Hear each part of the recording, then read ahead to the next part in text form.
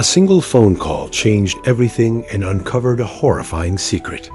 On November 10th, 2022, the first hints started to show up.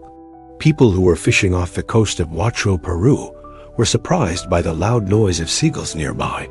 They walked over because they were interested and saw a bunch of decaying bodies lying in the sand. As soon as the police got there, they blocked off the area and started gathering evidence. The victim was a woman who was about 50 years old, according to the forensic test, but detectives ran into problems right away. The traits of her face and fingerprints had been removed on purpose. The mutilation looked very professional, and her internal parts were missing. At first, police thought it might have been the work of an organized crime group with ties to trading on the black market. But as the probe went on, a very important lead came to light. A record from immigration officials matched a report of a lost person from Mexican officials that helped the Peruvian cops figure out that the victim was a Mexican woman who had come all the way to Peru to start a new life with a man she trusted. Soon it was proven to be Blanca Arellano, who was born in Mexico on February 6, 1971. Blanca used to be a tour guide in the area. But when COVID-19 hit, the tourism business in Mexico fell apart. As the number of visitors dropped, she lost her job and had to become a rideshare driver to make ends meet. But the new job didn't offer much security, especially after March 23, 2020, when Mexico declared a public health emergency across the whole country. People stopped going out. The number of calls for rides dropped by a lot, and Blanca was left with almost no work. Her days were mostly now spent at home, where she played online games for hours on end. Blanca met Juan Pablo Villafuerte during this time. He was 12 years younger than her. Juan was a student at Cayetano Heredia University, studying medicine with a focus on biology and drugs. He was a big fan of video games and also ran one of the biggest online gaming groups in the area. They quickly became close through talks in the gaming group. If this story shocked you, give it a like and let me know your theory in the comments below and subscribe the channel. Soon Juan asked Blanca to help him run the group as a co-moderator. She gladly agreed because she had some free time, because they worked together so much. They talked to each other a lot in private, and over time, their friendship turned into something more. They lived thousands of miles apart, but that didn't stop them from becoming closer mentally through their screens. Their online friendship turned into a long-distance love because of the internet. Blanca even threw Juan a virtual birthday party, and he reacted by recording a bunch of songs just for her. Since they had been talking and checking in on each other every day for almost 2 years, they started talking about the idea of moving in together. Blanca and Juan both got more and more excited about meeting in real life as their friendship grew. But Blanca couldn't buy a plane ticket to Peru because she didn't have enough money. Juan understood her position and offered to fly to Mexico instead. Blanca was clearly thrilled when he made this promise. She was excited to show him around her city and meet her family and friends for the first time. Things didn't go the way she had planned, though. Not long after that, Juan told her he couldn't make it to Mexico after all. Blanca was very upset because she had been so looking forward to today. She couldn't wait any longer. So she bravely went to Peru by herself to meet him. Blanca started selling her things to get money for the trip. She sold her gas stove, warm blankets, rice cooker, and even her winter clothes. She also sold some old home decorations and the car she used to get to work. She was able to get just over $5,400 in total. While Blanca was getting ready, Juan kept telling her from the other side of the screen that he would love her and care for her, and that they would spend the rest of their lives together. Blanca had full faith in him and began making plans to move to Peru permanently to start a new life with him. Her family was scared when they heard about her plans. Blanca was nearly 50 years old and had been single for most of her life. She was now ready to give up everything for a guy she had never met. Blanca was still firm in her choice. Her family tried to get her to stay in Mexico, where she had family and friends and felt safe. But she argued that this could be her last chance to be happy. Even though they were worried, her parents finally agreed with her. They told Blanca to keep in touch and to let them know right away if something didn't seem right when she got to Peru. She agreed and gave them a nod to show that she thought everything would be okay. After a few weeks, on July 28, 2022, Blanca got her things together and went to the airport. Her whole family showed up to say goodbye.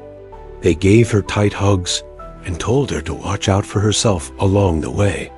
She told them not to worry.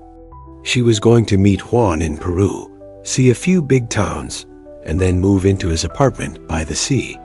Blanca got to Jorge Chavez International Airport early the next morning at 2:45 a.m., just as planned. The man she fell in love with online, Juan, was already there, ready to pick her up.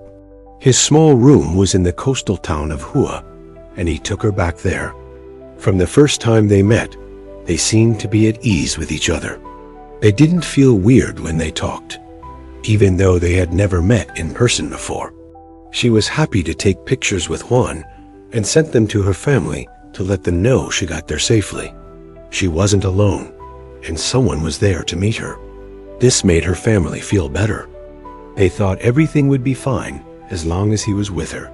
The first few days in Peru went pretty smoothly. Blanca walked along the beach and enjoyed the fresh air. She then took a break in Juan's small apartment by the water. The new place helped her get used to her new surroundings quickly. Soon after, she bought a SIM card from her home country and put it in a second phone. Her family lived in Mexico, so she used one phone to talk to them. In Peru, she used the other phone for daily things. As of now, Juan was still going to school during the week, so Blanca needed a Peruvian phone number to order food and take care of things by herself. Things didn't feel right on November 7th, 2022, though.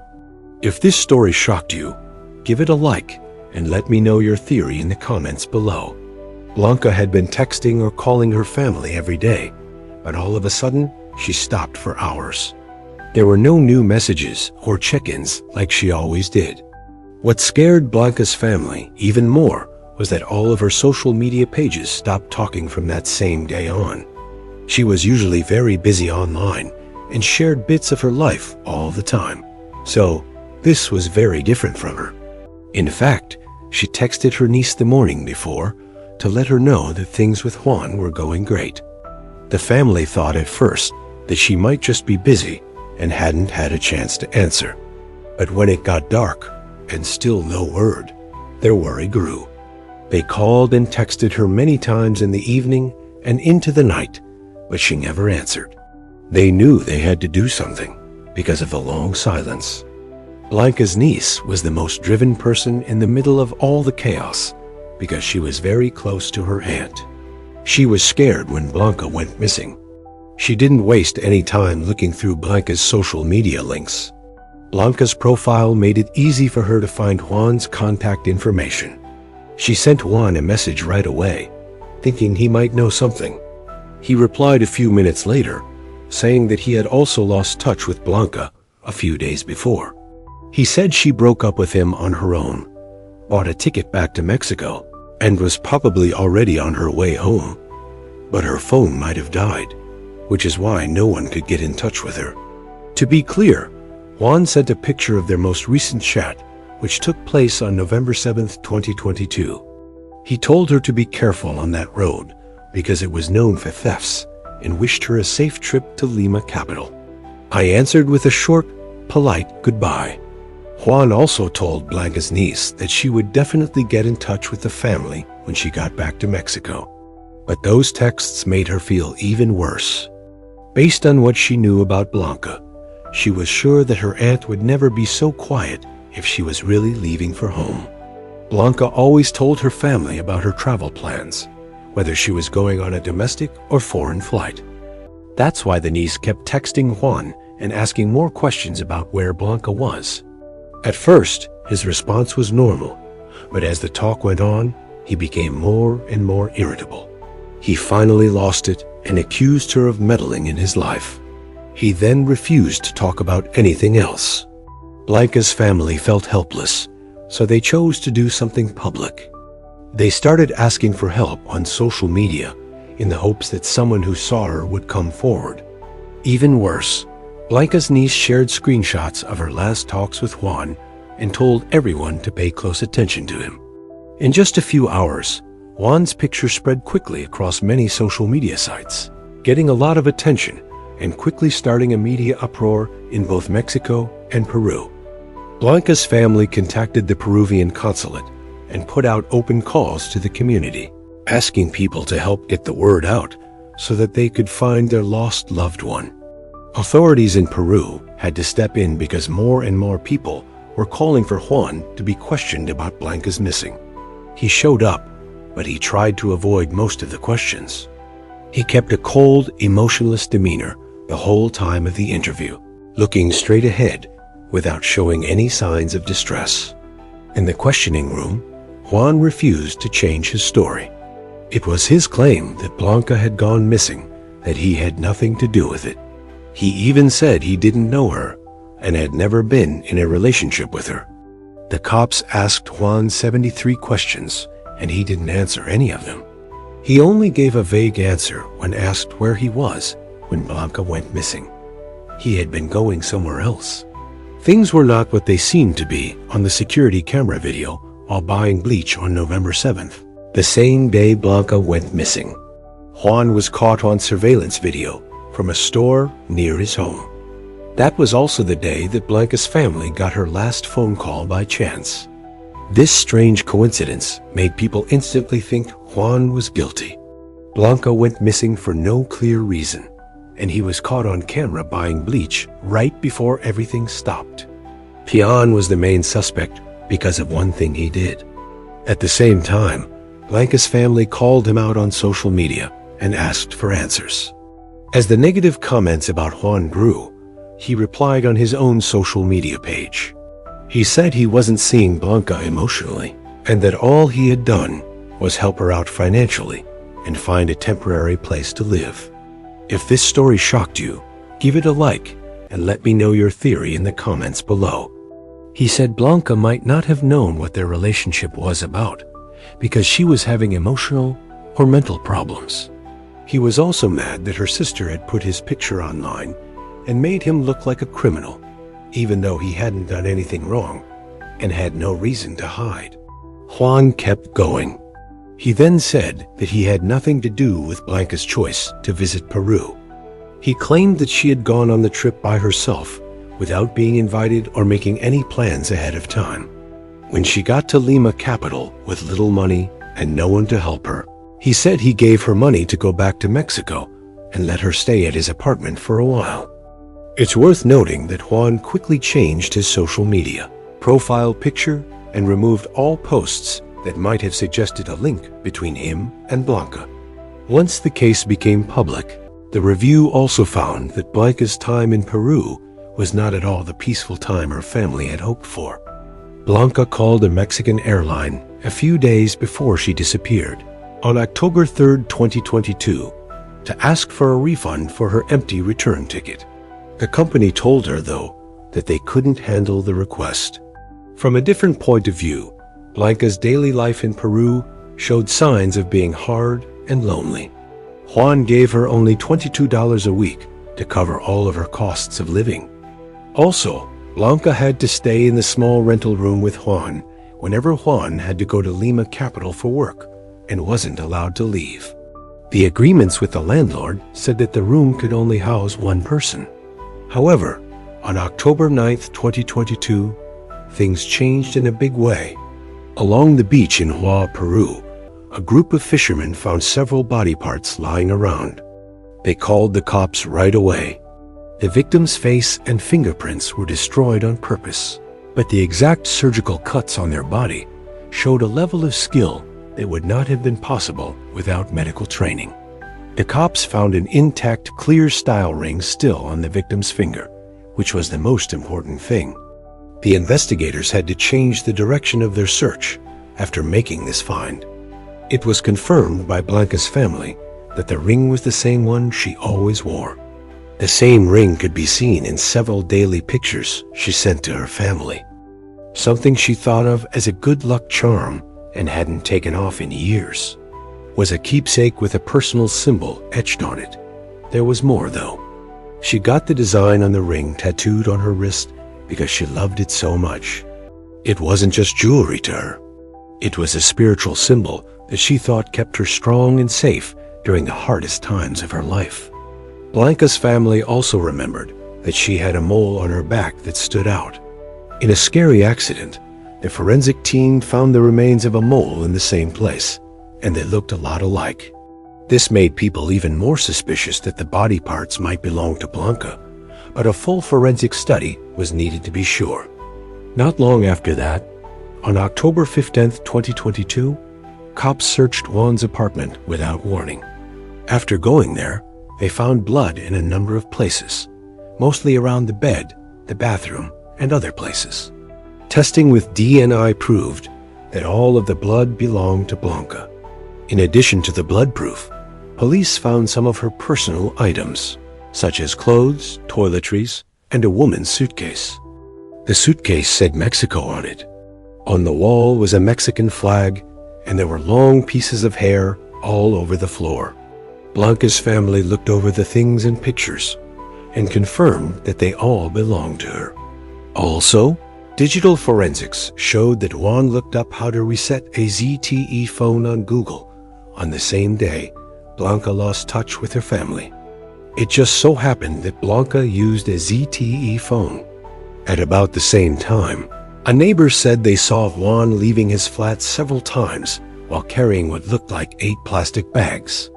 A friend of Jan's also confirmed that around 7 p.m. on November 7th, Juan called him and asked for a favor to ride a motorcycle to a nearby store and buy some cookies, smokes, and black trash bags.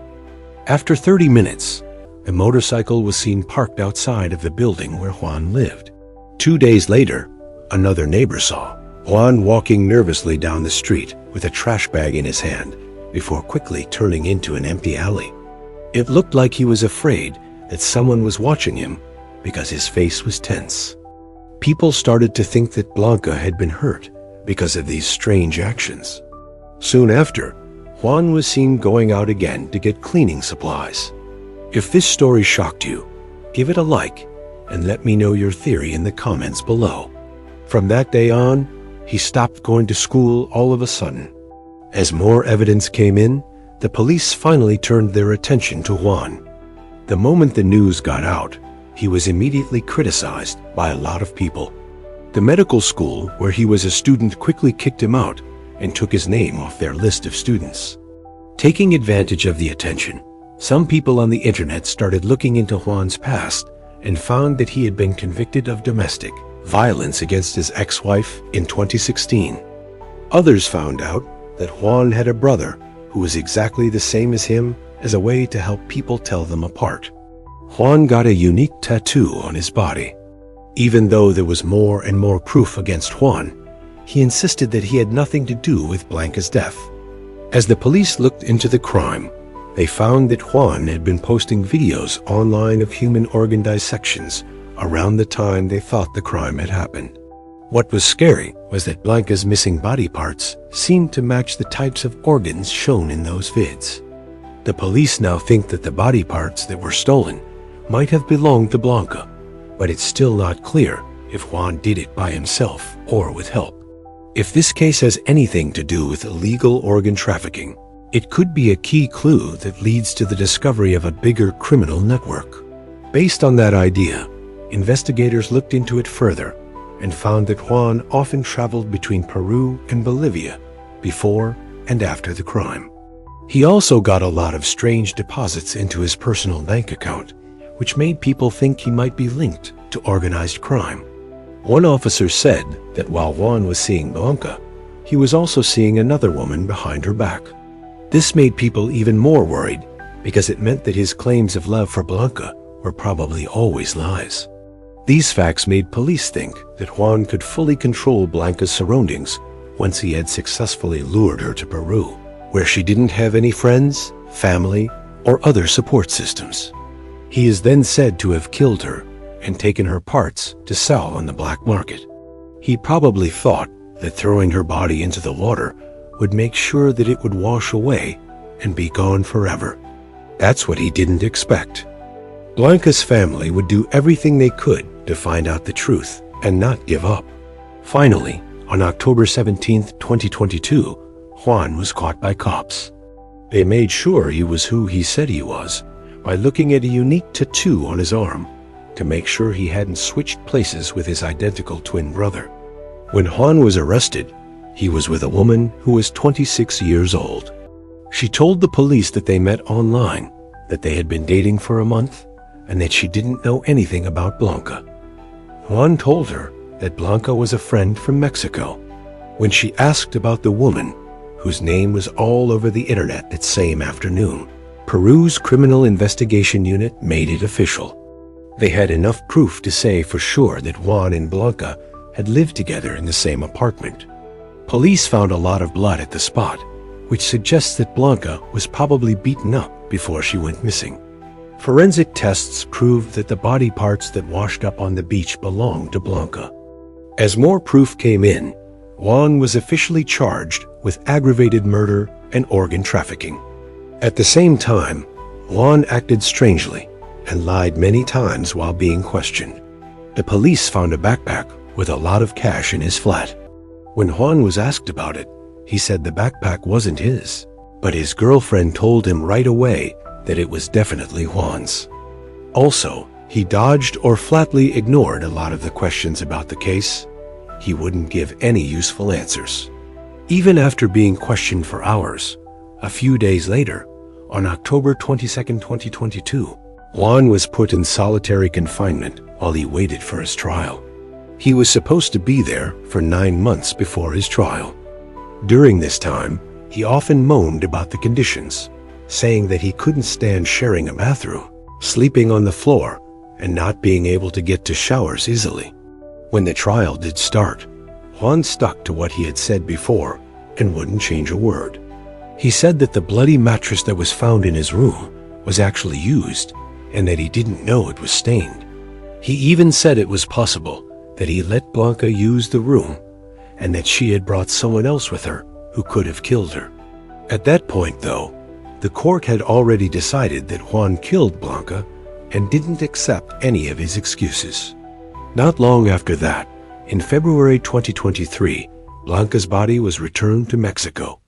Juan got 35 years in jail and had to pay the victim's family $15,000 as part of his sentence on September 12, 2023. Even though he was found guilty, Juan still says he is innocent. He says that the case has lost him his family, his job, and his image. He says he doesn't want to live anymore because he can't show he is innocent. Juan says that the claims are only based on the fact that he is a doctor. He still has faith that the cops will fully look into the case and catch the real killer because of everything that has happened. Blanca Arellano's case is not just the sad story of a woman who fell in love and lost her sight. This is also a scary reminder of the hidden risks that come with interactions that start on our phones and computers in the digital world, where everyone can show off a perfect version of themselves. People tend to hide the truth first. Thanks for sticking with us through this heartbreaking story. It's a powerful reminder of how quickly trust can turn into tragedy. If you found this case compelling, make sure to like, subscribe, and hit the bell so you never miss another true crime deep dive. If this story shocked you, give it a like and let me know your theory in the comments below.